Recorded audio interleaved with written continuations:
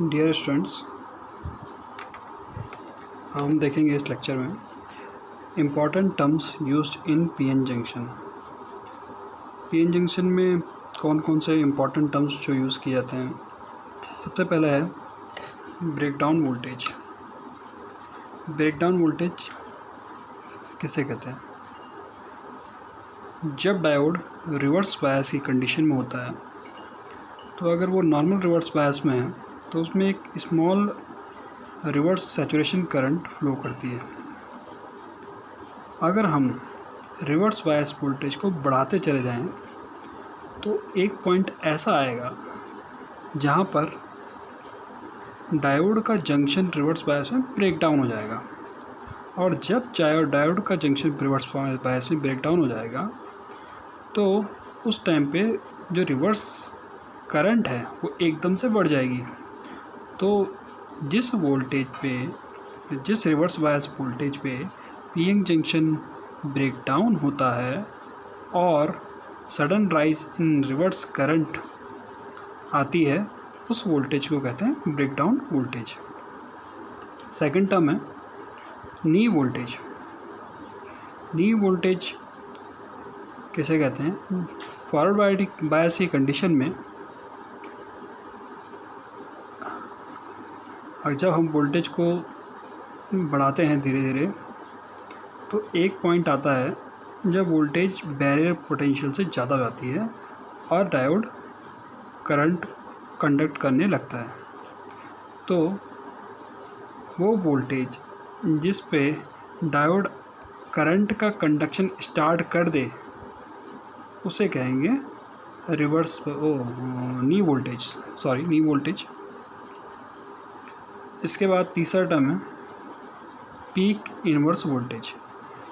Peak inverse voltage जो term है वो डायोड की रिवर्स बायस कंडीशन से संबंधित है। डायोड जब रिवर्स बायस में होता है तो उसमें मैक्सिमम वोल्टेज जो हम अप्लाई कर सकते हैं जहाँ तक वो डैमेज ना हो, तो उसे कहते हैं पीक इनवर्स वोल्टेज। अगर हम डायोड के सिंबल की बात करें तो इसका सिंबल इस तरीके से होता है, जहाँ पर जो ये एरो है वो एनोड यानी कि पी टाइप को दिखाता है, और ये जो चीज़ है ये एन टाइप कैथोड को शो करता है। इसके बाद नेक्स्ट टॉपिक है VI characteristics of PN junction diode.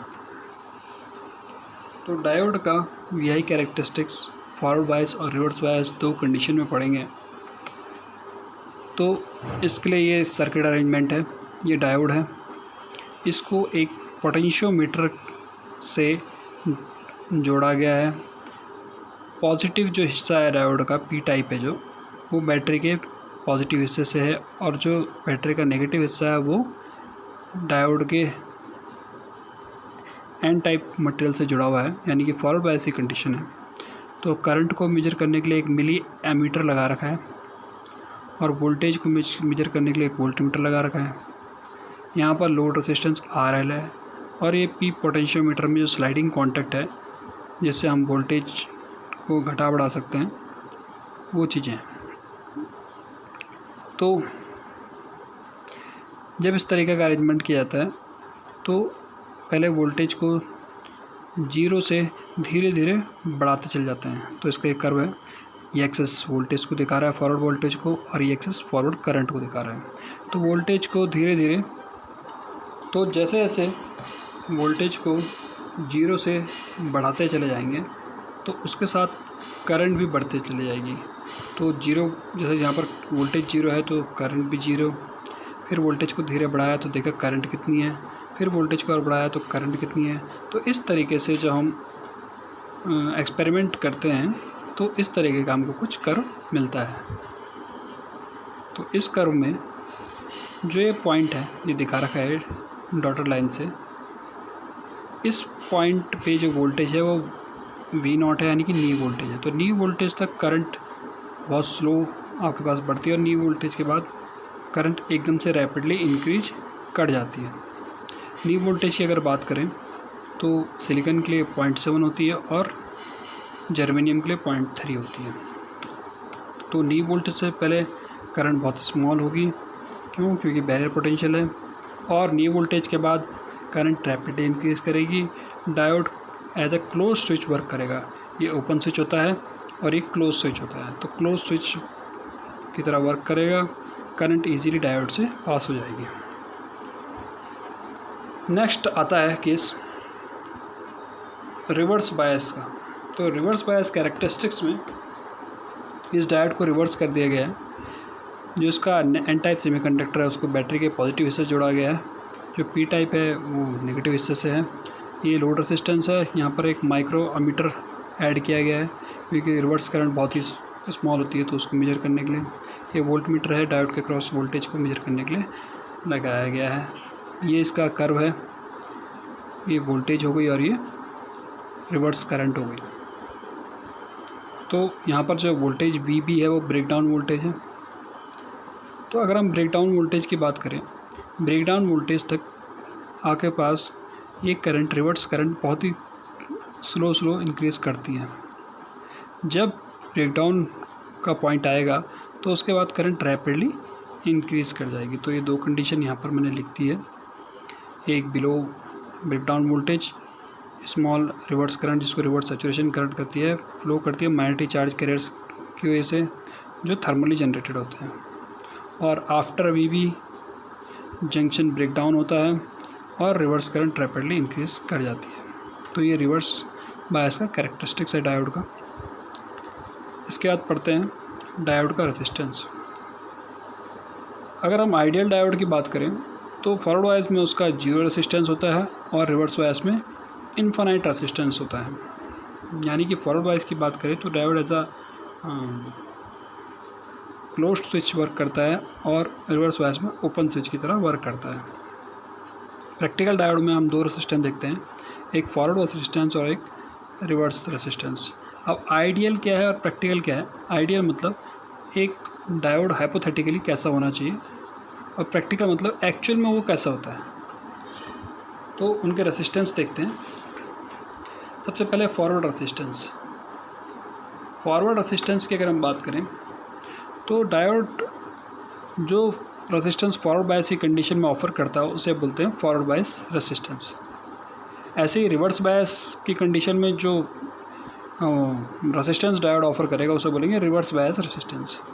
तो फॉरवर्ड बायस और रिवर्स बायस दोनों ही AC होता है और DC टाइप के होते हैं। AC फॉरवर्ड बायस रेसिस्टेंस और DC फॉरवर्ड रेसिस्टेंस।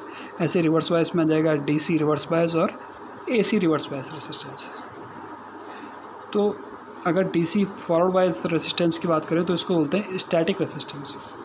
अगर हम डायोड में DC को अप्लाई करते हैं तो किसी भी एक ऑपरेटिंग पॉइंट में, यानी कि एक ऑपरेटिंग करंट, एक ऑपरेटिंग वोल्टेज दे रखी है, तो उस पॉइंट के लिए जो वोल्टेज का रेशियो और जो करंट का रेशियो होता है, जो वोल्टेज का रेशियो और जो करंट का रेशियो होगा उसे बोलेंगे स्टैटिक रेसिस्टेंस या फिर DC फॉरवर्ड रेसिस्टेंस।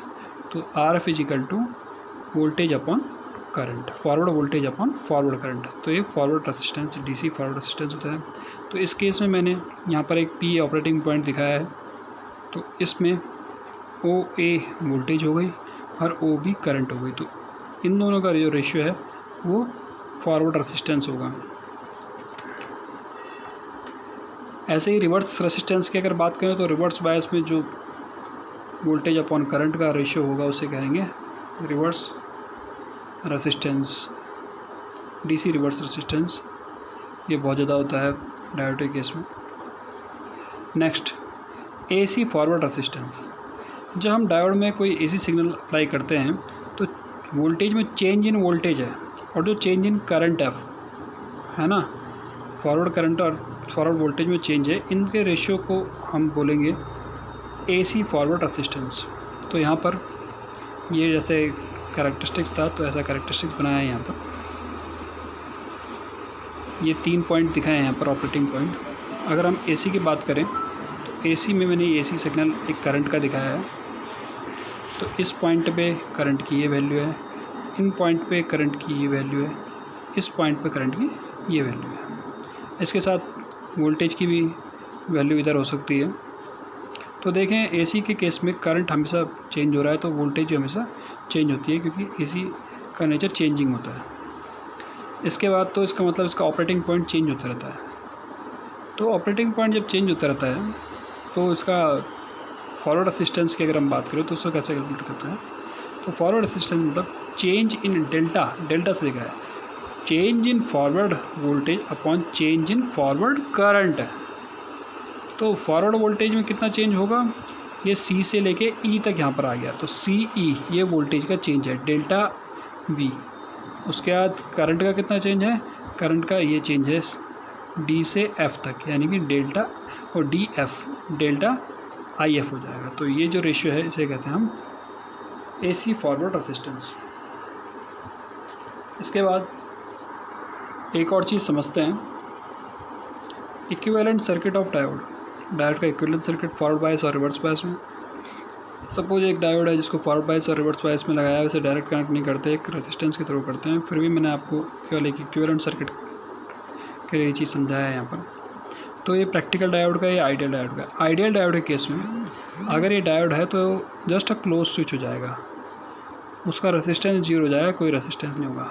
पर अगर हम प्रैक्टिकल के डायोड की बात करते हैं तो एक तो आइडियल डायोड हो गई और उसके साथ उसका रेजिस्टेंस फॉरवर्ड रेजिस्टेंस और उसके साथ बैरियर वोल्टेज भी आ जाएगी। ऐसी रिवर्स बायस कंडीशन में, आइडियल डायोड की कंडीशन में तो रेजिस्टेंस इन्फानाइट होता है तो रेजिस्टेंस दिखाने की ज़रूरत नहीं, ओपन सर्किट हो जाएगा। और प्रैक्टिकल के केस में एक हाई रेजिस्टेंस होगा। Thank you.